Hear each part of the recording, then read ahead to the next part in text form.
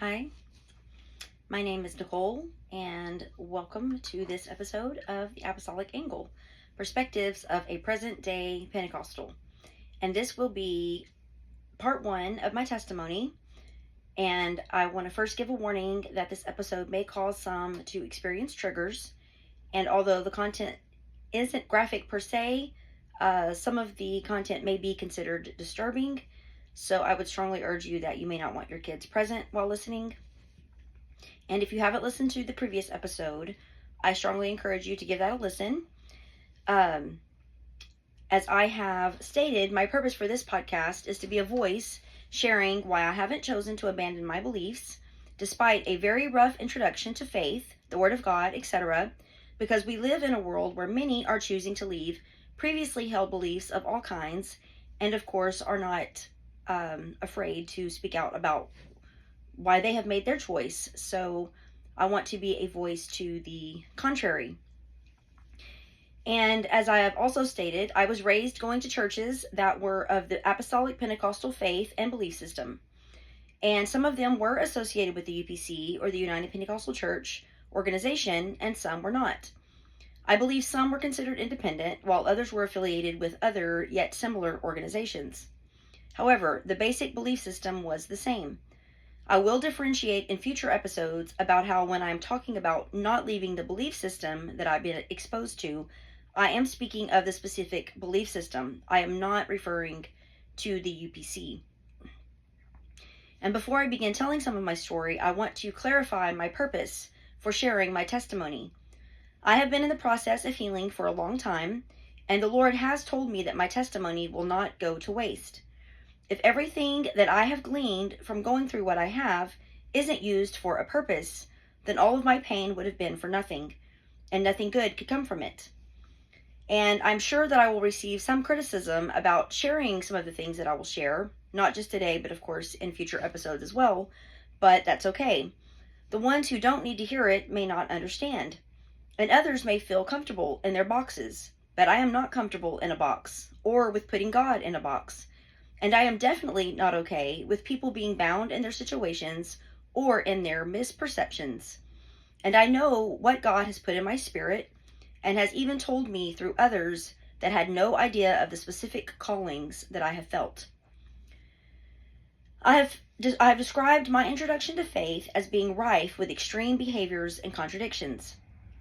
Despite that, I am thankful for the knowledge I was exposed to, and more importantly, the presence of God that I was able to come into contact with.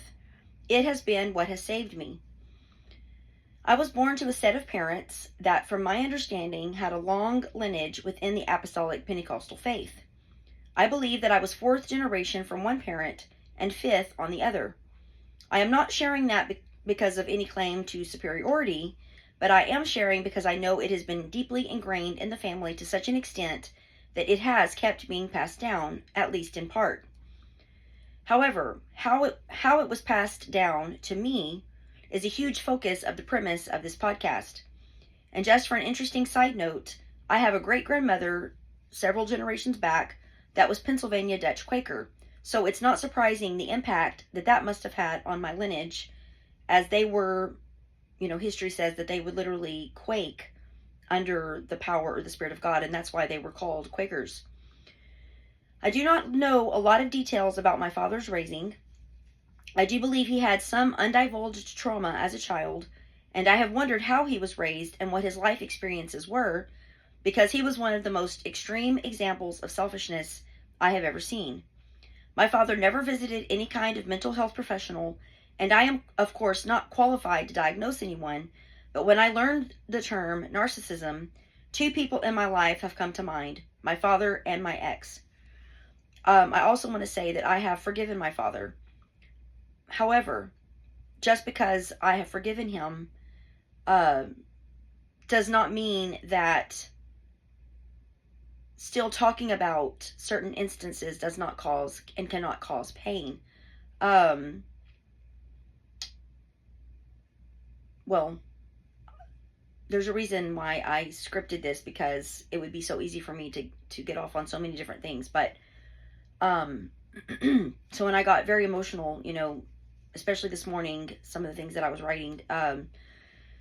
So forgive any angst or, anything that you hear in my voice or whatever. It's not because I haven't forgiven. It's just that, I mean, I am still healing, because this, even though my father was one person, there were, of course, many years and many instances and, just things day in and day out. And so still talking about some of this stuff can still cause pain, and the focus of this podcast is not mental health, but since I will be sharing about my past and about my healing journey, it will definitely be a topic of discussion. Since I feel called specifically to reach out to those who have been abused and broken, etc., and because I am a part of a healing and deliverance ministry, I will share later about some of those details as well. So about my childhood. In a nutshell, my dad would sometimes be in and out of the church for long periods, and then he would be out for years. He was never in for very long, but however, even when he was in, he still displayed many of his abusive patterns. I was born during one of the roughest seasons of my family's lives. My father was an alcoholic during this time, and so the alcohol drove him to deeper depravity, greater rages, etc. Even without the alcohol, my father lived in a constant state of paranoia, an uncontrollable rage and anger, and he loved to terrorize us and build up to the terrorization. Many times he would do this out of his sick humor. It would seem that he was trying to be easygoing and funny, and then it would lead up to him creating a nightmare. I was the specific target of this kind of treatment multiple times. One example of this all took place on a Saturday. We were working in the yard. I can't remember exactly how old I was, but two of my older sisters were still home, although the older of the two had already left home previously, but was back for a season, I believe. I know that I couldn't have been more than 8 or 9. That morning, my dad started talking about the unknown and scary things that could be in the woods. Sorry, my laptop, my screen all of a sudden jumped down. So my dad was talking about the scary and unknown things that could be in the woods. Well, I knew that his purpose was to scare me, and so I let him know that I knew he was bluffing. But after a while, he asked me if I had ever heard of the red-eyed monster. Well, I knew that was ludicrous, but he kept talking about it throughout the day. Later that evening, I was in my room. If you've never lived in the country with no other surrounding homes, it gets very dark. All of a sudden, I looked towards one of the windows, and there was what appeared to be a large red and glowing eye. Of course, if I had taken a moment to really pay attention, I probably could have figured out what it was. But in that moment, my fear was beyond description. I began to cry and scream, and out of control bursts were not typical of me, and I ran to the other rooms where my two sisters were, but they had the doors locked. I somehow began to climb one of the doors while gripping the doorknob, begging my sister to let me in, and my crying and screaming was full scale. My sisters did thankfully both open their doors after a minute. I pretty much lost my voice for several weeks after that. My dad showed me how he had used a red paper plate with a circle in the middle that looked like an iris, and he used a flashlight that he moved in circular motions behind it. Finding out how he had created such a thing gave me no comfort. As I said earlier, his level of selfishness and self-centeredness was beyond description. I was often made to feel like I was worthless, and that he resented the fact that I had needs. We were not poor, and he loved spending money on himself, and although he did provide shelter and food, many of our other basic needs were many times lacking. I believe I felt this the most because my older sisters could share clothes, but I never got the benefit of that because I was much younger. I have very embarrassing stories of clothes and shoes that were falling apart. And just to clarify, my mother wasn't allowed to have money or do the typical shopping that most women do for their families. My dad controlled every aspect of life. This hugely limited our ability to have much expression of our personalities, and our feelings of worth were constantly trampled into oblivion. We had no feelings of security, comfort, warmth, etc. in the home. Rather, we were constantly either living out the terrible traumatic events or we were dreading the next one to come. Even the in-between times were still filled with lots of turmoil, but of course we were always moving towards another horribly severe situation comparable to a high-level hurricane in its viciousness and trauma. I will not go into all of the specifics of some of his specific abuses, as the story is not mine alone to tell. And apparently I like the word specific. I will just say he was a vicious predator, among many other abusive descriptors. I was born during a time when he was pretty openly victimizing a particular person, and because of the increased depravity taking place in the home, I was left in a back room pretty much for the first 3 years of my life. That's what my sisters tell me. And from what I understand, my dad had always been wild. He considered himself a ladies' man, and he definitely liked to womanize, no matter if he was married or not. He had been married 5 times before he married my mom, and at that point he was 27 and my mom was 18. He had a motto that he would utter from time to time, even in his elder years, that if he wasn't near the woman he loved, then he just loved the woman he was near. He would laugh without shame at his sentiments. He already had several children from the previous marriages, but wasn't really involved in any of their lives. My parents eventually had 4 daughters together, and I am the baby.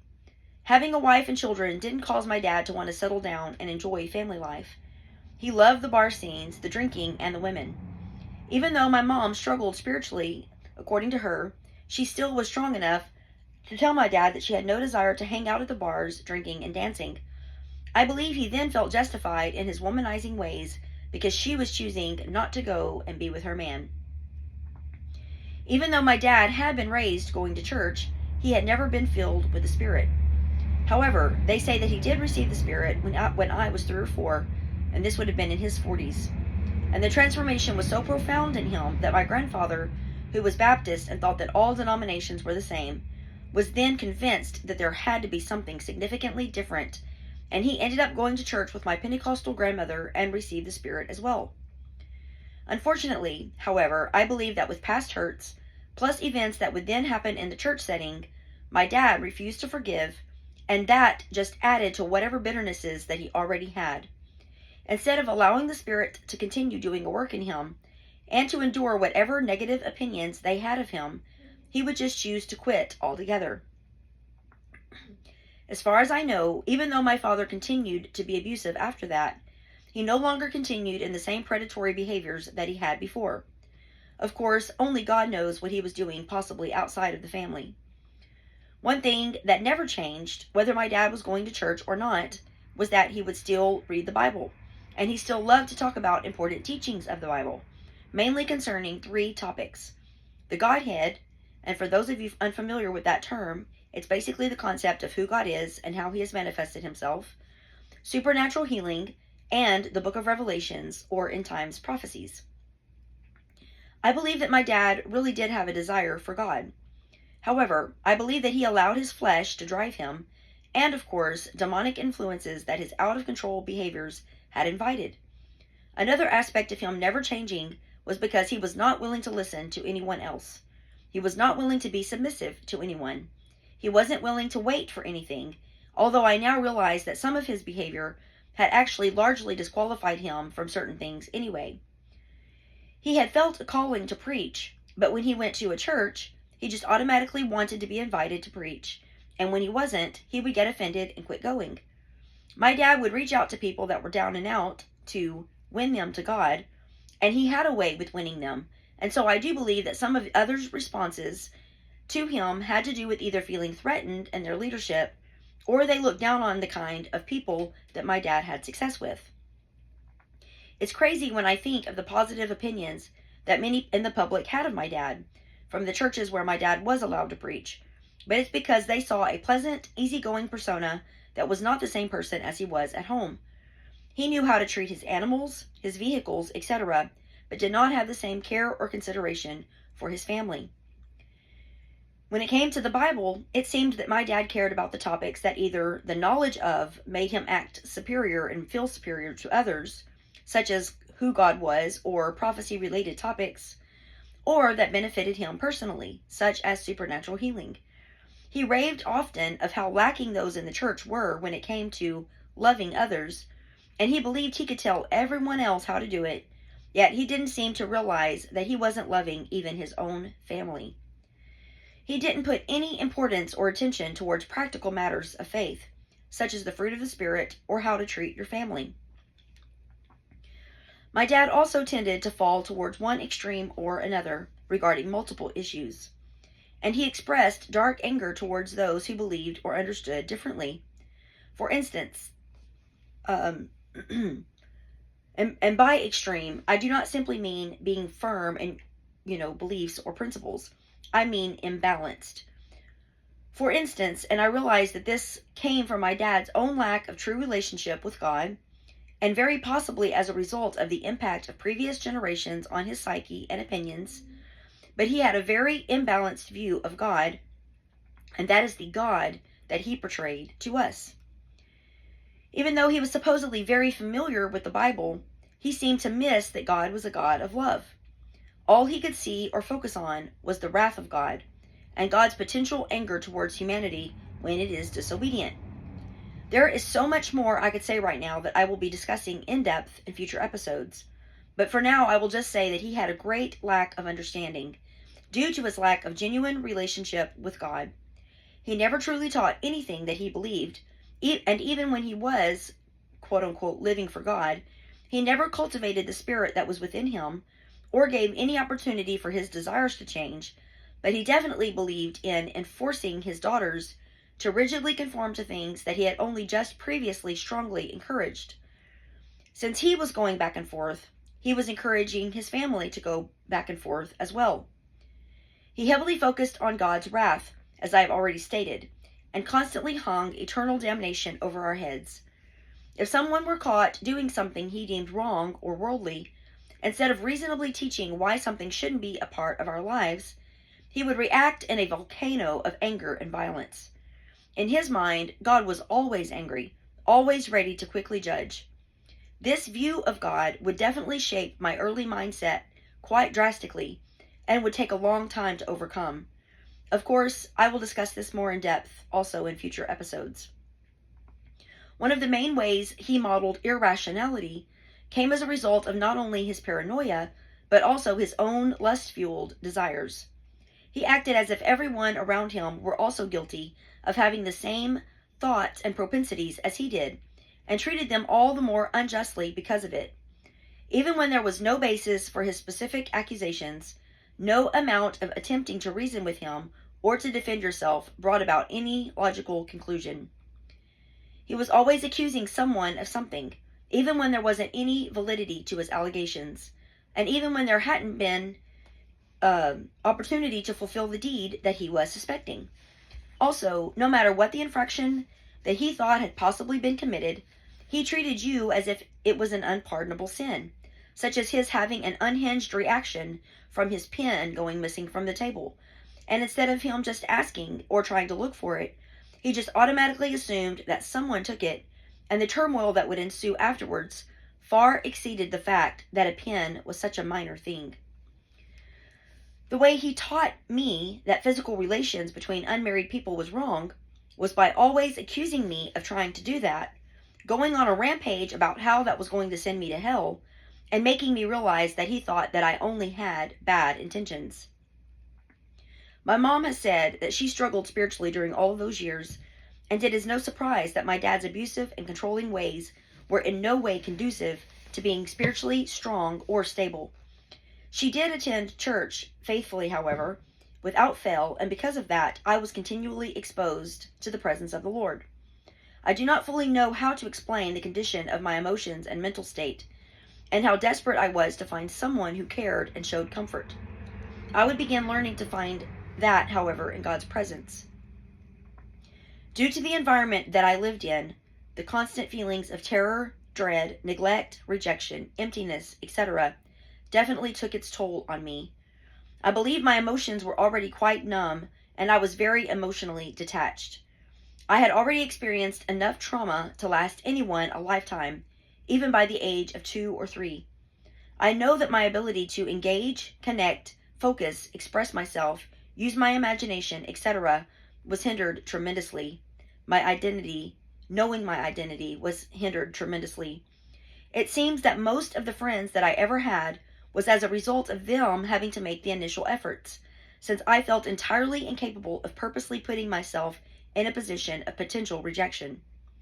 My health would also be greatly impacted later, due to not sleeping or eating properly for many years, etc., and this began very early on.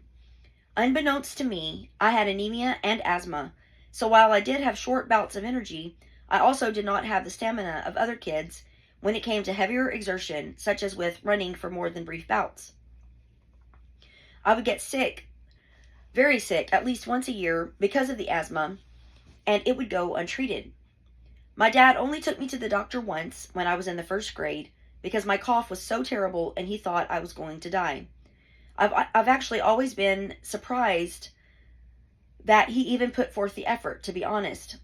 And I have one major example of this and why I felt this way. I was diagnosed at that point with walking pneumonia, but I kept getting sick like that every year for many years. And my weakened condition and continued trauma for many years would end up wreaking havoc on my health. From a very young child, I began to respond in the services and would even begin praying in the altars, crying my heart out to God. My heart was beginning to learn how to seek God, how to be sensitive to His Spirit, and my hunger was great. I didn't realize that I was learning to seek after God and to be sensitive to His presence. So this will be all that I am sharing this week. In a nutshell, if my decision to follow God or the Word of God in the way that I do was in any way based on who my dad was, the life that he lived, the way that he presented faith and the Word of God, etc., I would have run as fast and as far as possible. However, it has been based on forging my own journey, seeking after God and His Word for myself, inviting God's wisdom, and desiring what is true regardless of how spiritual matters have been abused. The imbalanced fear of God that was initially instilled in me, which was a focus only on the wrath of God and not the love of God and His patience and long-suffering, etc., began to transition into a reverential fear that leads to wisdom. And according to Proverbs 9 and 10, fear of the Lord is the foundation of wisdom. Knowledge of the Holy One results in good judgment. And that is the New Living Translation. When we have the reverential fear of God, we do not have to be so worried about fearing His wrath. He desires us to respond to His love. As my relationship with God began to grow out of the reverence I had for God, based on who He is, I was no longer trying to force myself to live for Him because I was afraid of His judgment, but it became a desire to please Him because I loved Him. I have experienced much spiritual abuse, not only from my father, but also from others, and I believe in addressing these issues, but I also believe that there is emotional and spiritual healing that is available, just as physical healing is available. I do not believe we have to be victims forever of the effects of others' behavior, but we can help others learn from what they have experienced because of what we have experienced. It can help shed light on their experiences. We choose to either be victims forever, or we can choose to overcome and not allow our past circumstances to dictate our spiritual or emotional well-being. So next time I will be discussing details about the latter portion of my life, about my healing journey, the Lamps ministry that I'm a part of, and other related things that I am involved in. So I hope to see you then, and God bless.